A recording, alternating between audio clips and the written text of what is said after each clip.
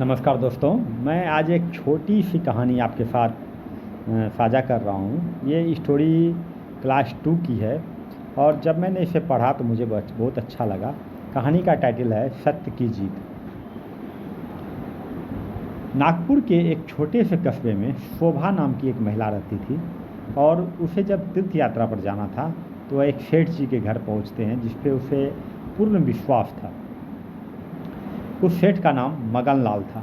मगन लाल के घर पहुंचकर वह दरवाज़ा खटखटाती है।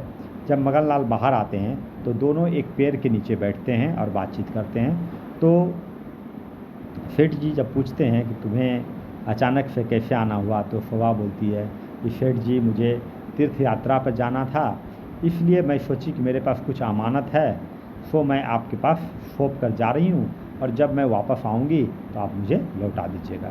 सेठ जी बोलते हैं ठीक है बहन, अच्छी बात है, तो मुझे सौंप कर जाओ, मैं तुझे लौटा दूँगा। और इस प्रकार शोभा जो है 2000 रुपया कैश और अपने जेवर गहने सेठ जी को सौंप कर चली जाती है।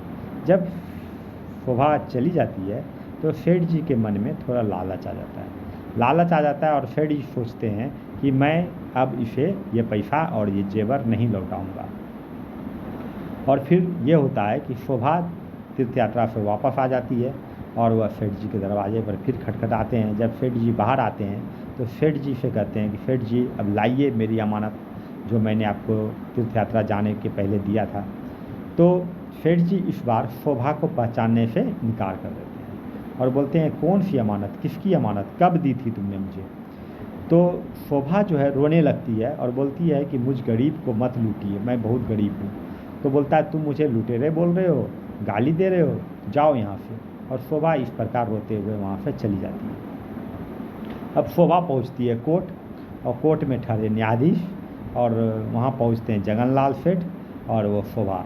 अब न्यायाधीश के पास जब शोभा अपनी शिकायत रखती है तो न्यायाधीश सेठ जी से कहते हैं कि सेठ जी, इसकी जो अमानत है वो लौटा दीजिए।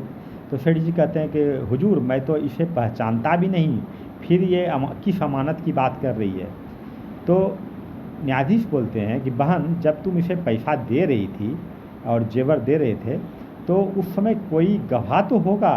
तो शोभा बहुत देर सोचने के बाद बोलती है कि देखिए हुजूर, कोई तो वहाँ आदमी नहीं था, लेकिन मैं एक वृक्ष के नीचे इसे पैसा और जेवर दी हूँ।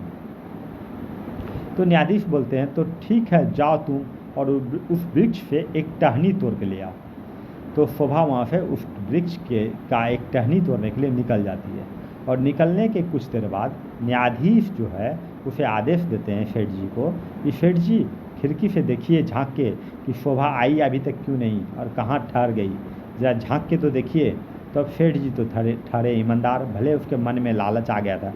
तो सेठ जी बोलते हैं कि हुजूर, वो इतना जल्दी कैसे आ जाएगी, जिस पेड़ का वह टहनी तोड़ने गई है वह पेड़ तो यहाँ से 3 किलोमीटर दूर है।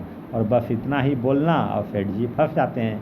और फिर न्यायाधीश बोलते हैं तो आप अभी बोल रहे थे कि मैं न तो शोभा को पहचान रहा हूँ और न किसी और चीज़ को, तो आपको कैसे पता कि वो पेड़ भी है जिस पेड़ का टहनी मैंने उसे लाने के लिए भेजा है। अब तो सेठ जी छटपटाने लगे और सेठ जी तुरंत उसके पैर पकड़ लिए, हुजूर मुझे माफ़ कर दीजिए, मुझसे गलती हो गया।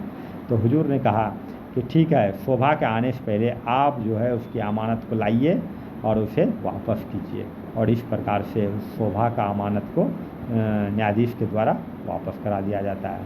तो ये है कहानी आज की, जिसका टाइटल था सत्य की जीत। और अगर आपको अच्छा लगे तो प्लीज़ लाइक कीजिएगा। Thank you.